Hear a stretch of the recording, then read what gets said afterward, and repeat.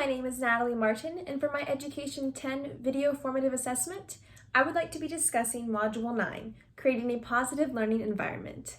I will be separating this video within 4 sections: classroom management, preventing classroom management problems, pacing and structure in a lesson plan, and how to deal with disruptions in the classroom. Through this video, I will demonstrate my knowledge on the subject and demonstrate how these concepts can apply to me as an educator. So let's get started. First and foremost, what is classroom management?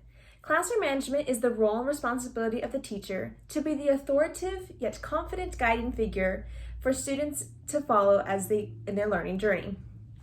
This classroom management deals with how the educator can build a classroom culture where they demonstrate their rules and expectations and procedures in a clear, concise, and controlled manner. Classroom management also deals with the consequences of when these rules and expectations aren't followed by students, and these consequences, how they are known and how they ought to reinforce positive behavior and negate negative behavior. Classroom management also deals with how to deal with disruptions, how to treat minor disruptions compared to major disruptions. Classroom management also focuses on how a teacher can plan a lesson plan in order to minimize disruptions at all.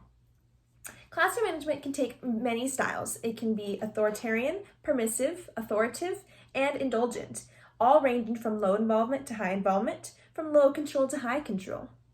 So why does classroom management matter at the end of the day? It's because so many things can happen in a classroom, and a teacher can never predict what's going to go on, nor should they be able to. Disruptions are inevitable. So classroom management provides the tools and techniques to deal with these on the flow and to always maximize your students as priority and to maximize their learning experience. So what are some common classroom management problems? Some common classroom management mistakes can be how you arrange your classroom space, either in clusters or in rows, and what you're trying to achieve. A mistake can be having too much on your wall space or having too little on your wall space. A common issue can be with how to deal with visibility and how to interact with students if you're paying too much attention to an individual and not the main class. Issues can also occur with how you establish your daily procedures and routines and how you establish all these rules. By flushing out any problems or hiccups you may have, this can maximize your students' learning and always make them the priority. Another big aspect of classroom management is pacing and structuring your lesson. As a teacher, it's important to recognize what you need to do and how much time you have to do it. It's important to define your learning objective, define the main task, identify your transitions, and to always be aware that you're going to make tweaks.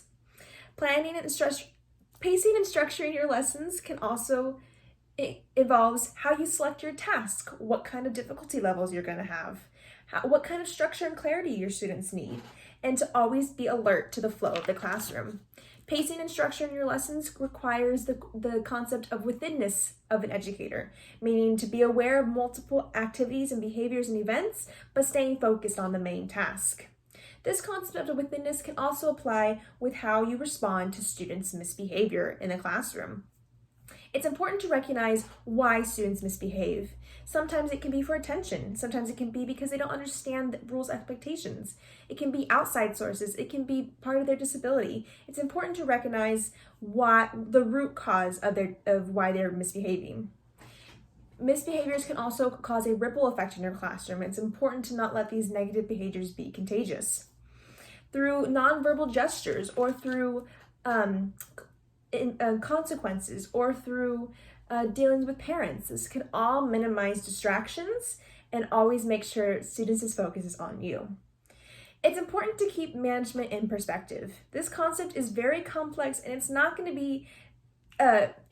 be the first thing a teacher thinks of on their first day as a novice teacher. It takes time, it takes practice, it takes trial and error.